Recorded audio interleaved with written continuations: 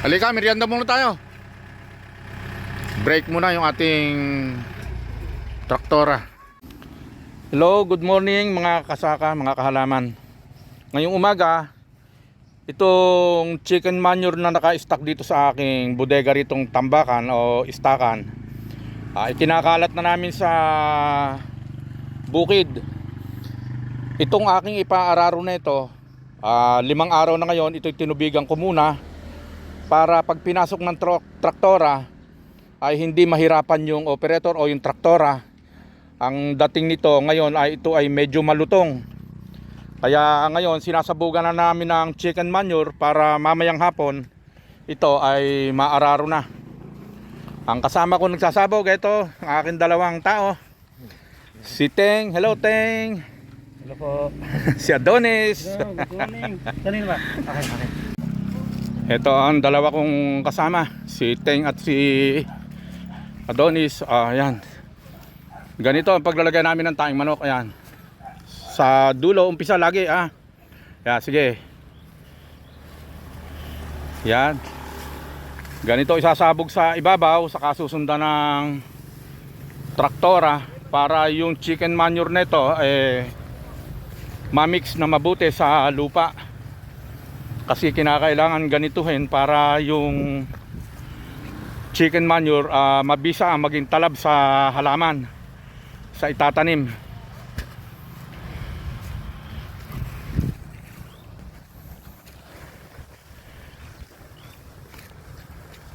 Hanggang dyan lang, Teng. Hop, hanggang dyan lang. Balik nyo na, balik nyo. Yung natitirang yun, yan na lang ang dadagdagan mamaya.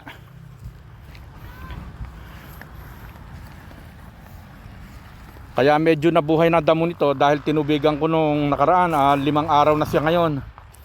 Ngayon ay kalutungan na siya, kasarapang pasukin ng roto. Kaya mamaya ito ay papasukin na para mamix ng maganda yung lupa. Isasalang ko ito Hindi ko pa tatamnan ito, matatagalan ito bago ko tamnan. Gusto kong isalang ito ng matagal, mabilad na mabuti para yung sinasabi kong taba ng lupa. Ang taba kasi ng lupa nakatenga sa ilalim yan Habang tayo ay naghahalaman dito ng diretsong tuloy tanim lang ng tanim, asarol, ganun lang tuloy tanim. Ang taba ng lupa ay natitenga sa ilalim.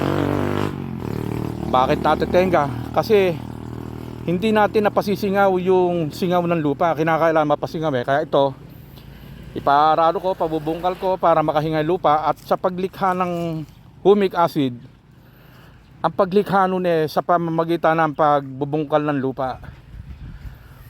Kapag ito ay naroto, dun malilikha yung makikita ito ng araw mabibilad. Pagka yun ay nabilad, sisingaw yung kanyang acid, mawawala pati yung sakit na fungi na nakakapit do sa lupa, mamamatay yon sa pamamagitan ng pagkabilad sa araw. Pagka ganung nasalang ito, malilikha na muli yung taba ng lupa ay mababalik. Pero kung ang ating taniman ay mananatiling pirmis na tuloy-tuloy lang ang tanim, tamang napagaganda ang halaman, hindi pang matagalan, temporary lang. Kasi nandun yung sakit sa ilalim, hindi napapatay. Kaya kapag nag-aani ka na o namumunga na ang halaman mo, doon makikita na nagkakaroon ng tama. Para maiwasan yung tama, kinakailangan ang lupa natin lagi nang masasalang kada tanim hanggat maaari. Dangan nga lang, dumalang na ang kalabaw. Pangkaraniwan sa ngayon, pag naararo na igayak, pag natamnan yon sa susunod, tanim pa uli. Pero yung sa susunod na tanim, mapapansin natin hindi nakagandahan di tulad ng unang tanim na ang lupa naigayak ng maayos. Ito na yung traktora na magbubungkal ng aking bukid na nilagyan namin ng chicken manure. Nandito na. Kailangan ng maararo siya kasi kapag ito'y lumaos pa yung pagkatubig nito ay maaaring tumigas. Tama-tama. Ang operator ko, ito si Telo. Hello, Telo!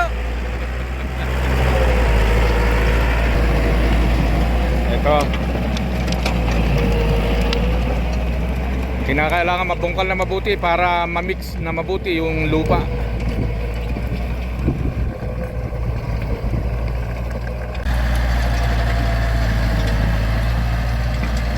Mainam tong mga traktorang bagong modelo na ito ngayon, itong mga Antatak ay Kubota, itong kulay orange na ito.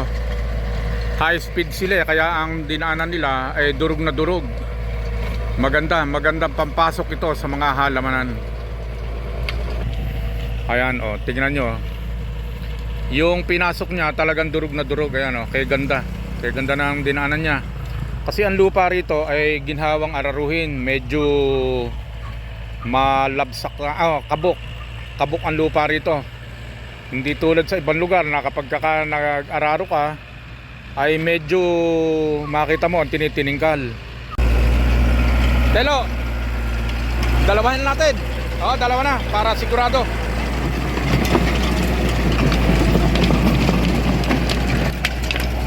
Pinadadalawang ulit ko na para sigurado na yung damo ay walang matitira kasi yung pinakasangka hindi nakukuhang masyado dahil yung kama na binubungkal niyang sinasaklong niya ay mataas. Yun, naiiwan yung pinakaibaba. Eto, nakakalkal pero hindi masyado kaya ang damo nito natitira pa, kaya ipauulit ko na para siguradong yung damo ay mawala ng lahat yan. Kasi kapag ganito unang pasok lang, puro ganyan lang ang gagawin. Ngayon pag inulit, hahalangin yan, mababara ng lahat yan, mawawala ng lahat tong guhit ng damo nito. Ito tulad nito, naararo na pero nakita pa natin yung daan yung siwang ng damo. Ito, pag itinadoble, mawawala ng lahat yan, mawawala na. Mamaya makikita natin. Magaling itong mga traktorang lumitaw na ito ngayon na mga modelong ganito. Itong mga orange na ito na yari ng Kubota, hanga ako sapagkat pinong-pino ang kanyang dinaanan. High speed ang kanyang rotavator, kaya gandang magbungkal sa bukid, lalo't ganito tatamnan ng halaman. Pagka ganito ang mag-aararo, ganda, durog na durog yung kanyang dinaanan. Maganda ng tanawin. Kapraso na lang ito natirang araruin. Ayan.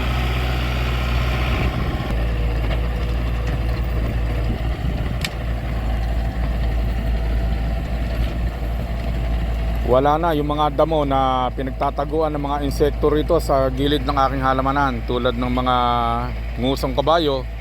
Yun ang kay dami rito sa panahong ito Kasi ngayon ay katag-arawan, ito ang problema ng mga maghalaman ngayon, yung mga ngusong kabayo na laganap ngayon kahit saan. Kaya hindi ako nagtanim ng okra ngayon kasi bugso ang hayop ng okra. Ito ngusong kabayo na iniiwasan at kinatatakutan ng maraming maghalaman. Kaya hindi ako nag-okra ngayon Talagang okrahin ko ito Kaso, grabe ang ngusong kabayo, kaya isasalang ko na lang ito. I-delay ko ang tanim. Itataong ko na ito sa panag-ulan. Ito, dalawang ulit na. Ito na ang pangalawang ulit. Pahalang na ang ginagawang saklong para makuha ng lahat.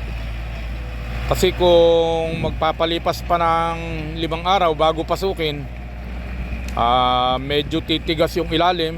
Pagbalik ng traktora baka medyo mag-alanganin, kaya pinapasok ko na para siguradong hanggat basa siya ng pagkakatubig ko noon, makuha na ng isang pasukan lang. Ito po yung sinasabi ko na ang lupa kinakailangan matenga, ng mabungkal, mapakita sa araw para yung kanyang una, yung mga binhinda mo na yan, yung mga tumubo yan ay mamatay.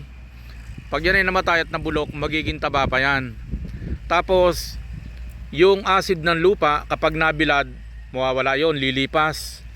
At ang lupa kapag nabungkal at nasalang na ganito na araw, ay makalilikha ng humic acid na ikapapabor ng lupa para lumakas yung taba, para yung itatanim na halaman ay maging maresistensya at matatag yung mga halamang itatanim. Sapagkat kung ito ay hindi masasalang nandun yung pagkakaroon ng problema. Kasi yung pungus, ang lupa kasi natin ay may binhing pungus sa ilalim. Kung ito'y mabibilad, mamamatay ang pungus, ang asim ng lupa ay hihinga, ang taba ng lupa ay mananatiling nandito, kaya kinakailangan ganito, nabubungkal ang lupa. Halika, merienda muna tayo. Break muna yung ating traktora. Kami ngayon ay nagmimerienda. Ang merienda namin ay halo-halo. Suwabing-suwabe sa panahon ito ang halo-halo. Halo-halo po tayo muna. Ang darling ko, naghahalo-halo. Halo-halo Ayan. kayo dyan. Sarap to. Telo. Vlog pa. Oo, sinama na kita sa vlog. Dito ka na rin lang. Siya ang aming operator. Batikan sa traktora, mabuti rin maghalaman. Basta ikay porsigido sa hanap buhay. Kahit ano papasukin eh.